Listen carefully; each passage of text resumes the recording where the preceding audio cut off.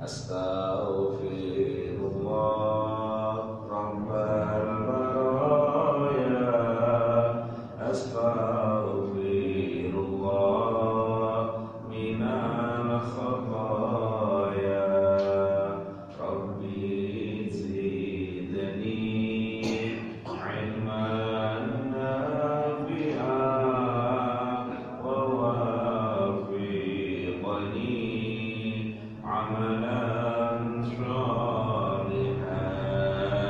Astaghfirullah Rabbal baraya. Astaghfirullah minal khataya. Rabbi zidni ilman nafi'an wa wafiqni amalan shalihan. Alhamdulillah. Bismillahirrahmanirrahim.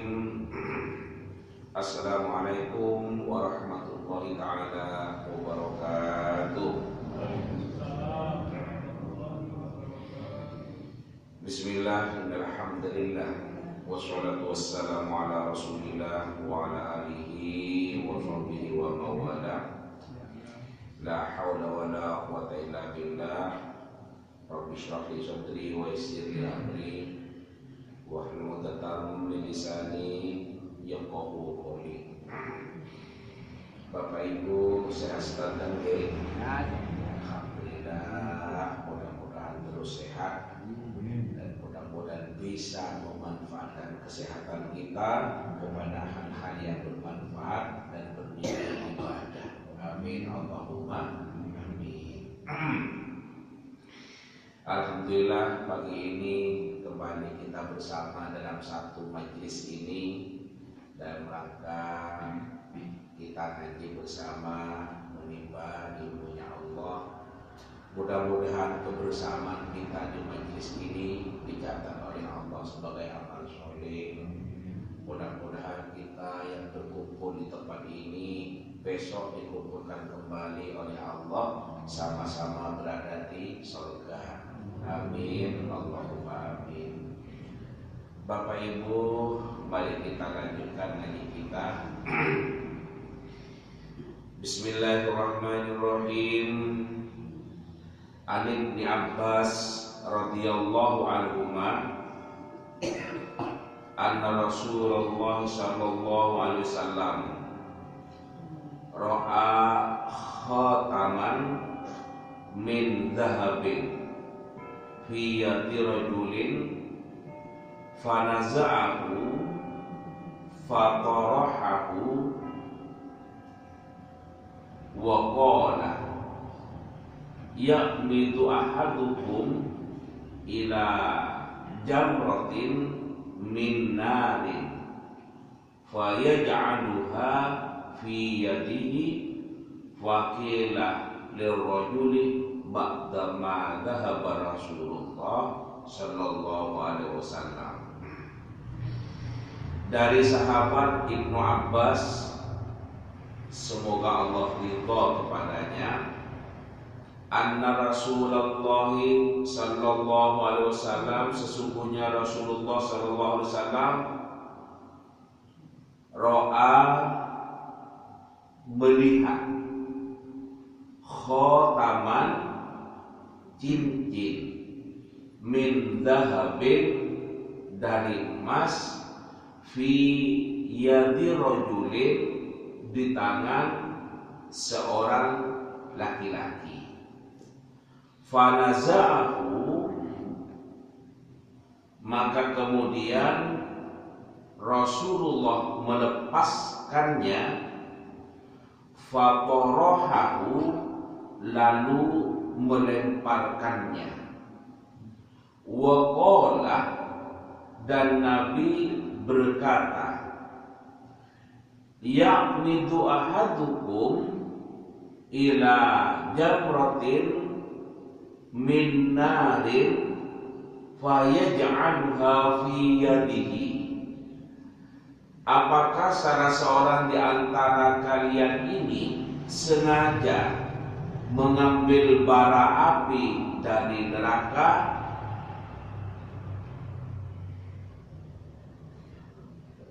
dan meletakkannya fi yadihi di tangannya? Faqila lirrajuli ba'dama dhahaba Rasulullah sallallahu alaihi wasallam.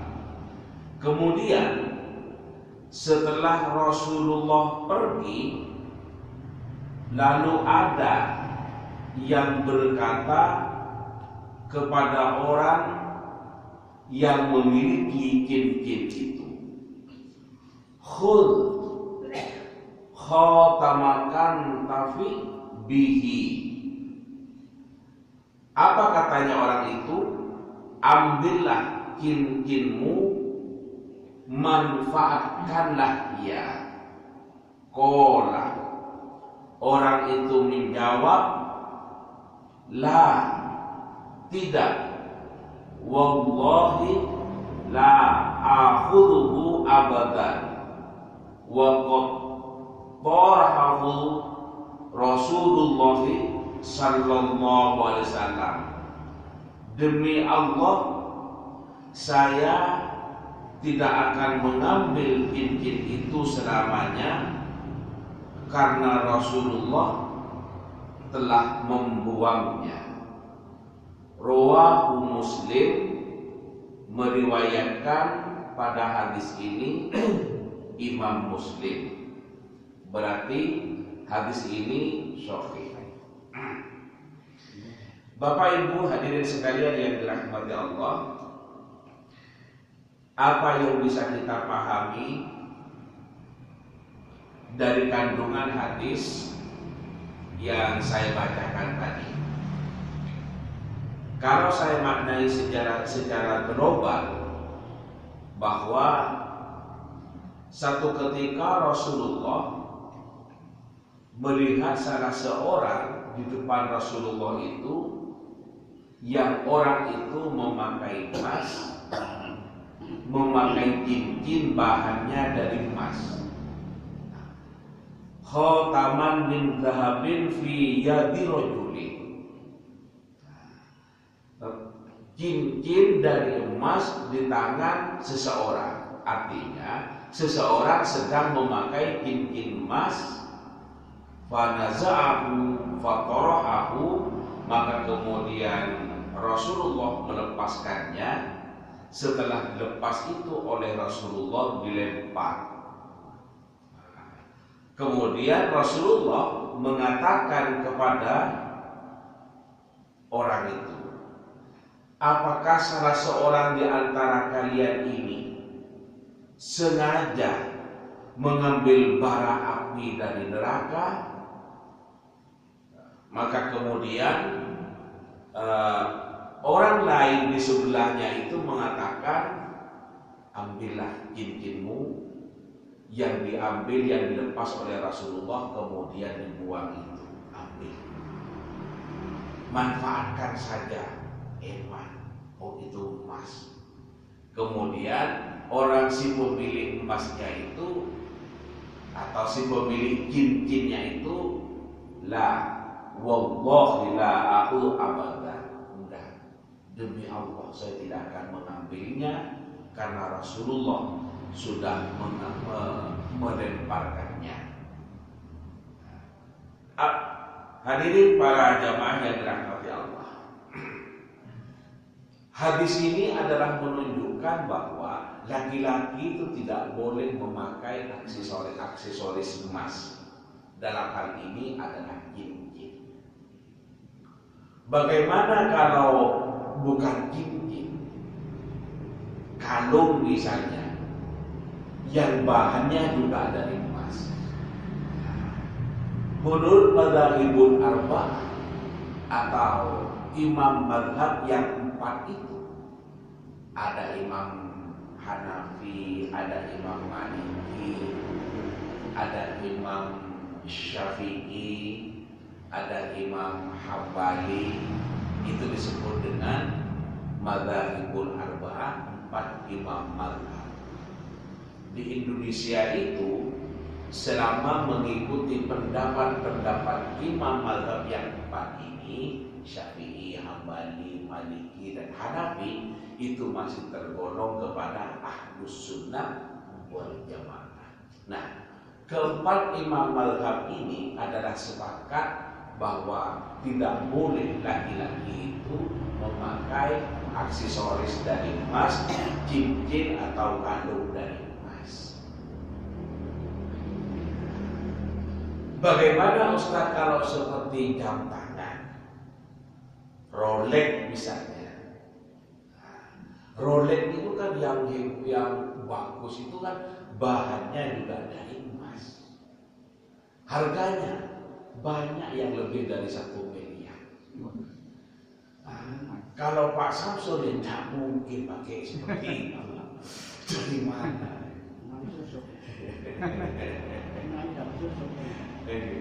Terus bagaimana? Nah, maka ulama beda pendapat. Beda pendapatnya bagaimana? Yang dilarang dari memakai emas laki-laki itu karena tasyabbah fil imro'ah, menyerupai orang perempuan, kalungan, cincinan emas. Yang berhak memakai aksesoris atau perhiasan itu perempuan. Nah, kalau laki-laki itu adalah pakai jam tangan, tidak menyerupai orang perempuan, maka ulama berpendapat bahwa itu adalah boleh. Nah, apakah semuanya? Ya, namanya fikih atau pemahaman. Ada juga yang berpendapat tidak boleh. Tidak bolehnya bukan karena jam tangannya, tetapi karena emasnya. Nah, ontan sing tanglen, nih tamal susu terus bunti bae.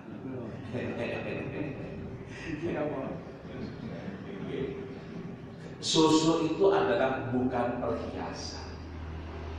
Itu adalah ikhtiar manusia untuk menjadi sehat.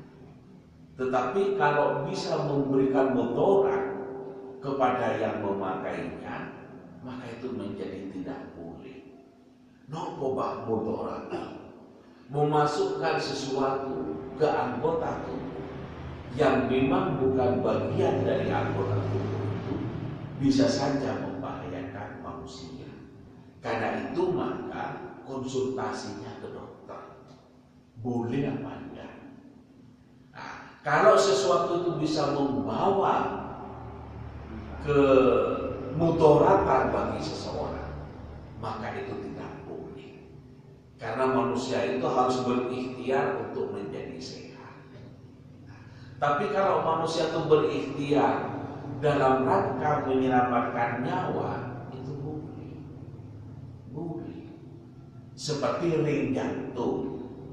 Itu kan bukan barang yang menjadi anggota tubuh, tetapi dimasukkan dalam rangka menyelamatkan nyawa manusia.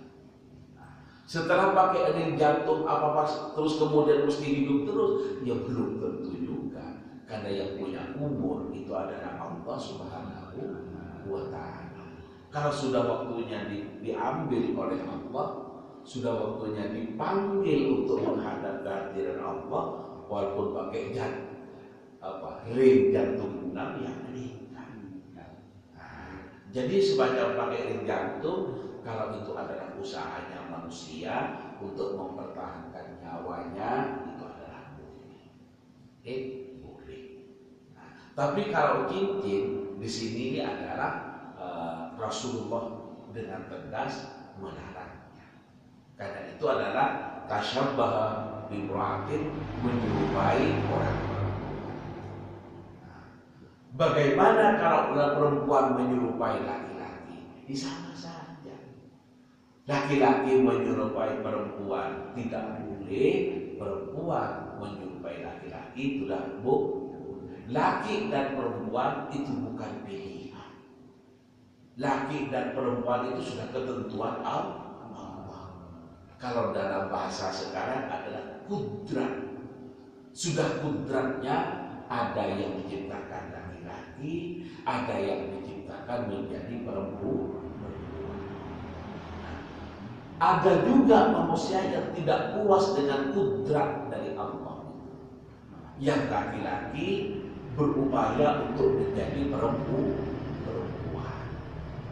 Itu. Ada. Contohnya seperti Dorje. Itu sekedar contoh. Kalau saya membaca di media massa, itu sesungguhnya yang ganti jenis kelamin itu banyak. Hanya yang terkenal Dorje. Saya tidak pernah meneliti sendiri, tapi saya membaca di media massa. Di mana saja orang yang ganti jenis kelamin itu katanya lebih dari 5.000. Ini kan banyak. Tidak puas dengan takdir Allah. Padahal apa? Kita ini menjadi laki-laki, bukan pilihan. Allah yang menentukan. Kita ini menjadi perempuan adalah Allah yang menentukan, bukan atas usulan orang tua kita. Usul Gusti anak kula dadosaken lanang. Gusti yuga kula sing ingkang dalem rahim niki dadosaken istri. Oh, itu sudah ketentuan dari Allah, itu sudah kudrat. Manusia boleh berusaha, salah satunya berdoa kepada Allah. Ya Allah, karuniai kami anak yang laki-laki. Apakah boleh? Boleh. Ya Allah, karuniai kami anak yang perempuan, boleh. Tetapi otoritas tetap ada di Allah. Artinya mau menjadikan laki-laki, mau menjadikan perempuan, itu adalah hak prerogatif Allah. Kita sebagai hamba adalah pihak yang diatur. Allah sebagai Al-Khaliq adalah pihak yang mengatur. Karena itu maka ditentukan laki-laki atau perempuan itu sudah Allah yang Maha Tahu. Bahwa ini lebih baik dijadikan anak laki, bahwa ini lebih baik dijadikan anak perempuan, sudah Allah yang Maha Tahu. Karena ini sudah kudrat, ayo kita syukuri.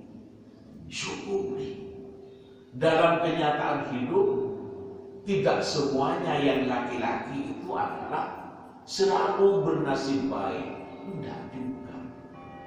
Tidak selamanya yang perempuan itu bernasib jelek. Tidak juga. Nah, tergantung apa? Pada rizkinya.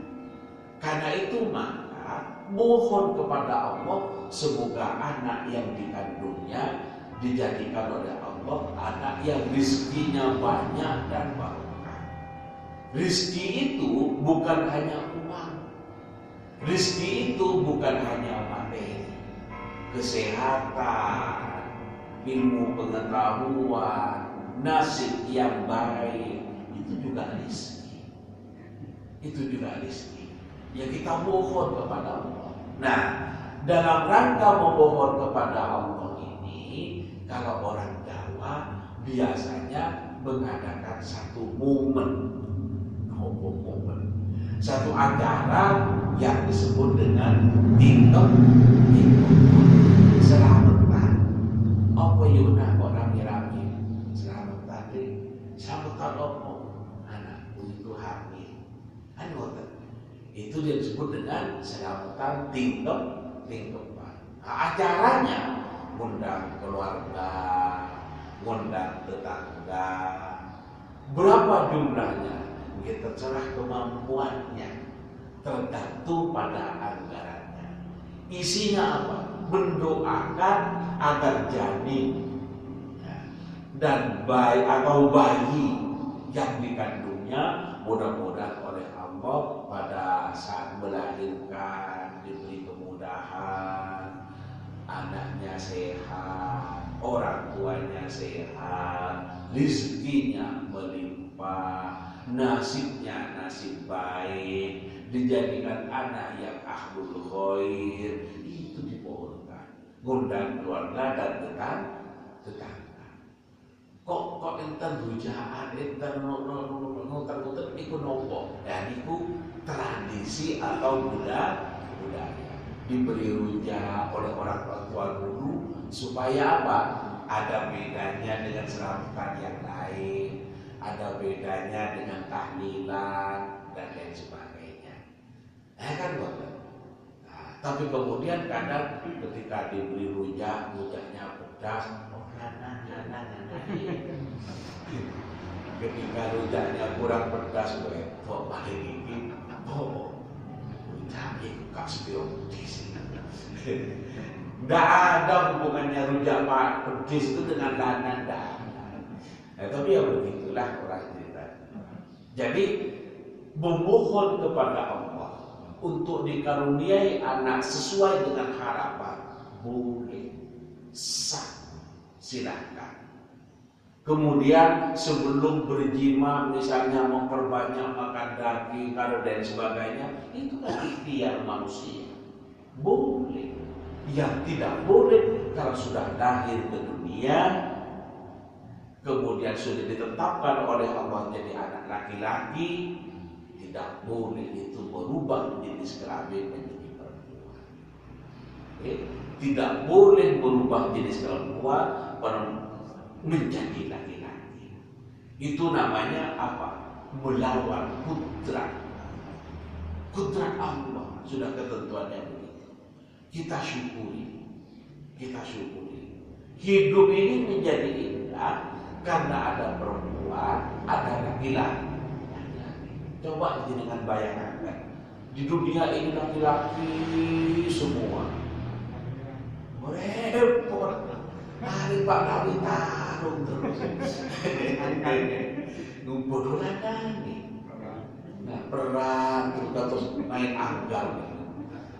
Sing mahrum nak sing lanang pagi sing wedok, sing istri. Tiap istri nggih mahrum sing pagi tiap lanang. Oleh Allah memang diciptakan seperti itu. Pernikahan itu artinya pertemuan jenis kelamin laki-laki dan perempuan, kemudian diikat dengan tali pernikahan, berumah tangga menjadi suami istri. Salah satu tujuannya adalah memang litaskunu ilaiha, untuk memperoleh ketenangan. Orang perempuan merasa damai hatinya, merasa tenang batinnya, berada dalam dekapan orang laki-laki. Laki-laki suaminya, dekapan laki-laki tetangganya itu bukan damai. Kalau kok damai Ustaz di dekat tanggi boloi. Ini bukan damai itu, tidak boleh dalam dekapan suaminya. Kok bisa begitu? Allah memang menciptakan begitu. Yang laki-laki juga seperti itu. Pagi berangkat kerja. Orang kerja itu namanya orang kerja. Kadang sukses, kadang tidak sukses. Apapun yang didapat, mau sukses mau tidak sukses, pulang ke rumah, ketemu istri, disapa Mas, ngopi Mas. Hati laki-laki itu menjadi damai. Nah, inilah diciptakan oleh Allah, ada laki-laki, ada perempuan, memang untuk menciptakan kedamaian. Dan dari laki-laki dan perempuan itulah kemudian lahir keturunan yang akan melanjutkan generasi kehidupan ini. Nah, kalau semuanya laki-laki, jadi apa? Sebaliknya, kalau semuanya perempuan juga jadi apa? Yang satu aku bikin menikah dengan laki-laki, terus jadi apa? Perempuan diciptakan berbeda, berpasang-pasangan. Ini adalah kehendak Allah yang ini bisa menciptakan kehidupan yang semakin indah. Malam itu dinanti-nanti karena ada siang. Siang itu ditunggu-tunggu karena ada malam. Coba dalam hidup ini, malam terus. Siapa yang menunggu malam? Tidak ada. Malam itu ditunggu kan ada siang. Siang itu ditunggu ada malam. Atau sebaliknya, siang terus, tidak ada malamnya. Siapa yang nunggu siang? Oh, tiap hari memang siang. Nah, karena itu ayo syukuri. Nah, kalau menyerupai perempuan, nah ini kan ceritanya laki-laki memakai cincin emas. Salah satu dilarangnya itu karena tasyabbah bil qur'atin, menyerupai perempuan itu adalah menyerupai saja itu adalah tidak boleh, apalagi ganti jenis kelamin.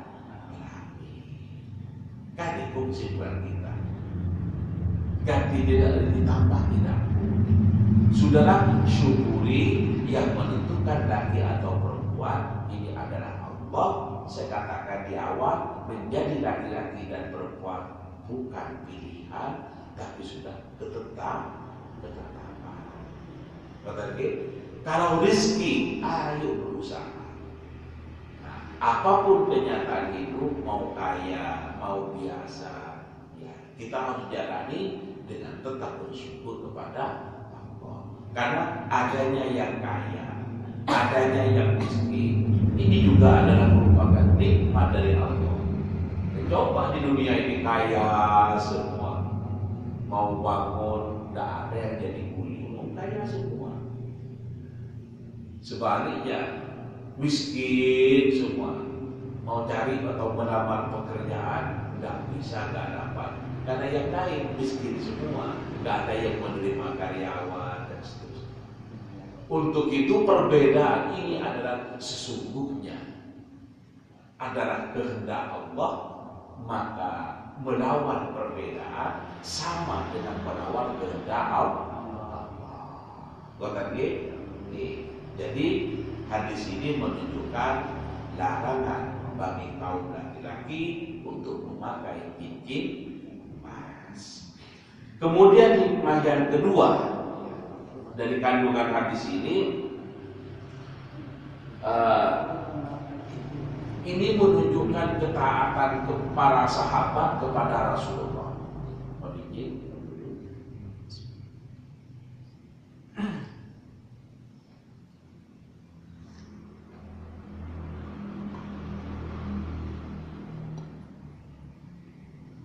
Ini menunjukkan ketaatan para sahabat kepada Rasulullah. Ketika cincin di tangan laki-laki yang ada di hadapannya itu dilepas oleh Rasulullah, kemudian dilemparkan, apakah kamu sengaja meletakkan bara api di tangannya? Katanya Rasulullah. Kemudian orang lain di sebelahnya mengatakan, ambil saja cincinnya itu, bisa dimanfaatkan. Kemudian yang laki-laki itu mengatakan, la wallahi, ya, la wallahi la akhuduhu abadan. Demi Allah saya tidak akan mengambilnya karena Rasulullah sudah melemparkannya. Ini adalah menunjukkan ketaatan sahabat ini kepada Rasulullah. Apa yang dilarang oleh Rasulullah konsisten atau istiqomah untuk tidak melakukan, sehingga cincin yang dibuangnya itu pun oleh orang itu tidak diambilnya lagi, karena ini menunjukkan sebuah larangan dari Rasulullah. Apa-apa yang dilarang oleh Rasulullah, para sahabat ini adalah taat, konsisten untuk selalu mengikuti apa yang sudah ditunjukkan oleh Rasul. Ditunjukkan untuk tidak dilakukan, ya tidak melakukan. Ditunjukkan agar atau diperintahkan agar melakukan, ya konsisten untuk melakukan. Ini adalah sebagai wujud ketaatan dari para sahabat kepada Rasulullah. Para hadirin, para jamaah yang dirahmati Allah, Ada juga orang yang bertanya, bagaimana kalau emasnya itu emas putih? Emas itu yang umum kan kuning, tapi ada juga emas yang putih. Nah, kalau saya membaca di uraian di kitab, itu yang dilarang oleh Rasulullah adalah karena bahan emasnya, bukan karena warnanya kuning. Karena itu maka emas kuning dan emas putih pun status hukumnya adalah sama. Nah, laki-laki itu biasanya kalau itu dianggap sebagai inventaris, bisa diwujudkan dalam emas yang lain. Saya beli cincin emas ini kan sebagai tabungan. Bisa juga laki-laki itu membuat tabungan beli emas barangan. Ada itu kota. Saya tahu itu kemarin ya, waktu menikahkan anak saya, kok mas kawinnya atau maharnya pakai emas batangan. Jadi kalau saya sendiri tidak pernah beli, saya lihat kok menantu saya itu memberikan mas kawinnya pakai emas batangan. Oh itu kan emas batangan. Saya tanya berapa gram itu nih? 25 gram. Oh iya.